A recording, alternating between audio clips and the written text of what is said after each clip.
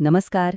मुलांच्या जेवणाचं ताट कसं असावं म्हणजे आरोग्यदायी आणि संतुलित आहार म्हणजे नेमकं काय हा प्रश्न खरं तर खूप जणांना पडतो. तर आज आपण हेच कोडं अगदी सोप्या भाषेत सोडवणार आहोत. एका निरोगी जेवणासाठी काय काय गरजेचं आहे तेच समजून घेऊया. मुलांसाठी खरं बॅलन्स्ड जेवण कसं दिसतं याचा कधी विचार केला आहे का? बघा, पालक म्हणून मुलांच्या पोषणाची चिंता वाटणं हे अगदी स्वाभाविक आहे, पण काळजी करायचं काहीच कारण नाहीये. कारण ह्याचं उत्तर आपल्या रोजच्या जेवणातच लपलेलं आहे. चला तर मग बघूया काय आहे हे गुपित. तर आरोग्याचा पाया यात फक्त 5 मुख्य घटक आहेत. हो, संतुलित आहार म्हणजे काही रॉकेट सायन्स नाहीये. तो फक्त या 5 मुख्य घटकांवर अवलंबून आहे. आणि एकदा का हे 5 घटक समजले ना, की मुलांच्या ताटात काय वाढायचं याचं टेन्शनच मिटलं म्हणून समजा. हो, खरंच. फक्त 5 मुलांच्या रोजच्या वाढीसाठी आणि पोषणासाठी फक्त हे 5 महत्वाचे घटक लक्षात ठेवायचे आहेत. चला तर एक एक करून बघूया हे आहेत तरी काय. तर पहिला घटक आहे कार्बोहायड्रेट्स. हे म्हणजे आपल्या शरीराचं पेट्रोलच आहे. दिवसभर जी काही धावपळ करायची असते, खेळायचं असतं, अभ्यास करायचा असतो, त्यासाठी लागणारी सगळी एनर्जी ह्याच घटकातून मिळते. आणि हे आपल्याला मिळतं कशातून? तर आपल्या नेहमीच्या भाकरी, भात आणि पोळीमधून. आता दुसरा घटक प्रोटीन. याला आपण शरीराचा बिल्डिंग ब्लॉक म्हणू शकतो. म्हणजे वाढत्या मुलांचं शरीर घडवण्यासाठी, त्यांचे स्नायू मजबूत करण्यासाठी आणि ताकद देण्यासाठी प्रोटीन खूप म्हणजे खूपच गरजेचं आहे. आणि हे आपल्याला डाळ, मूग, अंडी आणि दूध यांसारख्या पदार्थांमधून भरपूर मिळतं. पुढचा घटक आहे फॅट्स म्हणजेच चरबी. आता फॅट्स म्हटलं की आपल्या डोळ्यासमोर काहीतरी नको असलेलं येतं, बरोबर? पण तसं नाहीये. सगळेच फॅट्स वाईट नसतात. उलट चांगले फॅट्स म्हणजे जसं की आपलं साजूक तूप किंवा सुकामेवा हे मुलांच्या ब्रेन डेव्हलपमेंटसाठी म्हणजे मेंदूच्या विकासासाठी अत्यंत महत्त्वाचे आहेत. चौथा घटक आहे विटॅमिन्स आणि मिनरल्स. हे तर आपल्या शरीराचे संरक्षक सैनिकच आहेत. बाहेरच्या आजारांशी लढण्यासाठी, इन्फेक्शनपासून बचाव करण्यासाठी आणि आपली इम्युनिटी म्हणजे रोगप्रतिकार शक्ती मजबूत ठेवण्यासाठी हेच तर काम करतात.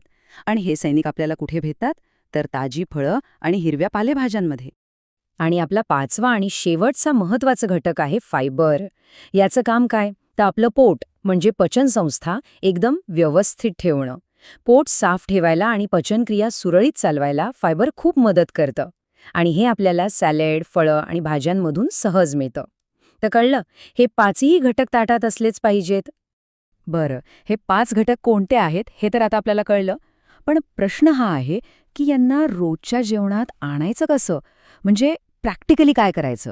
चला तर मग आता एक अगदी सोप्पा दैनंदिन जेवणाचा आराखडा बघूया. आता इथे बघा, एका आरोग्यदायी दिवसाचं उत्तम उदाहरण आहे. सकाळी उठल्यापासून रात्री झोपेपर्यंत या 5ही घटकांना आपण कसं जेवणात सामावून घेऊ शकतो हे छान दिसतंय.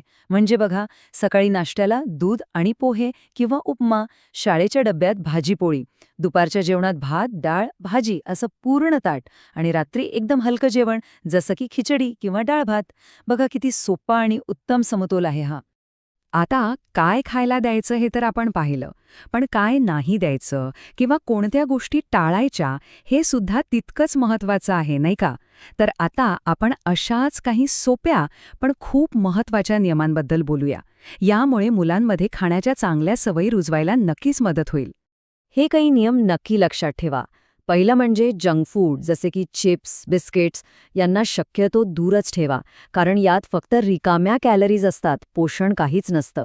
दुसरं म्हणजे कोल्ड ड्रिंक्स आणि खूप जास्त साखर. यामुळे पुढे जाऊन आरोग्याच्या मोठ्या समस्या उभ्या राहू शकतात. आणि सगळ्यात महत्त्वाचं, जेवणासाठी मुलांवर कधीही जबरदस्ती करू नका, नाहीतर त्यांच्या मनात जेवणाबद्दल एक प्रकारची भीती किंवा नकारात्मक भावना तयार होते. आणि आता हा कदाचित सगळ्यात महत्त्वाचा नियम आहे. लक्षात ठेवा, मुलं जे पाहतात तेच खातात. आपण जर घरात हेल्दी खात असू तर मुलंही तेच बघून शिकतात. त्यांना वेगळं काही सांगायची गरजच पडत नाही. ते आपोआप चांगल्या सवयी उचलतात. तर मग आज आपण जे काही पाहिलं, जे काही समजून घेतलं, त्यावर थोडा विचार करा आणि एक प्रश्न स्वतःला विचारा, आज माझ्या कुटुंबाच्या ताटात काय आहे? कारण या एका प्रश्नाचं उत्तरातच आपल्या जवळच्या माणसांचं आरोग्य जडलेलं आहे.